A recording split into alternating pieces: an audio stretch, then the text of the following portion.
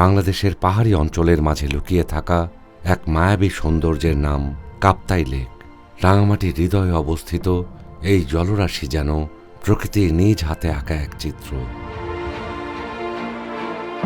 1960 সালে কর্ণফুলী নদীর ওপরে বাঁধ নির্মাণের মাধ্যমে তৈরি কৃত্রিম হ্রদ আজ প্রাকৃতিক এক অনন্য প্রতীক।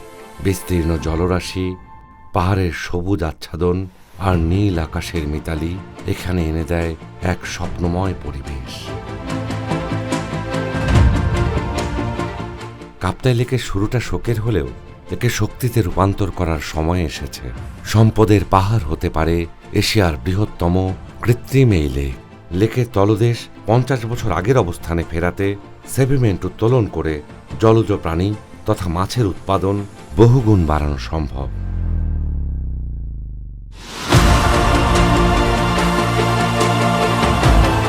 পানিতে জন্মায় এমন কয়েক কোটি গাছ এই লেককে আরও পরিবেশ বান্ধব করতে পারে।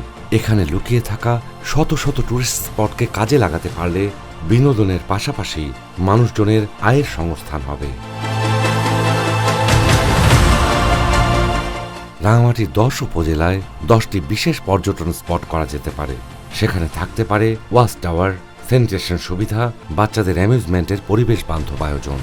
থাকতে পারে রাঙামাটির সকল উপজেলায় গমনের জন্য 10টি নৌ চ্যানেল। তৈরি হতে পারে সৌন্দর্য বর্ধনের কিছু ঝুলন্ত ব্রিজ, কেবল কার।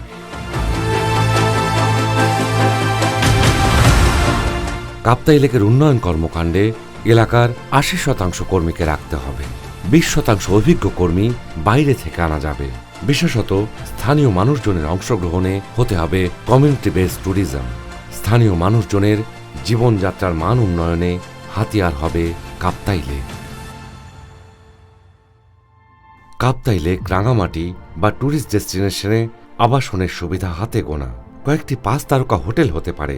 থাকতে পারে কয়েকটি আন্তর্জাতিক মানের স্টেডিয়াম।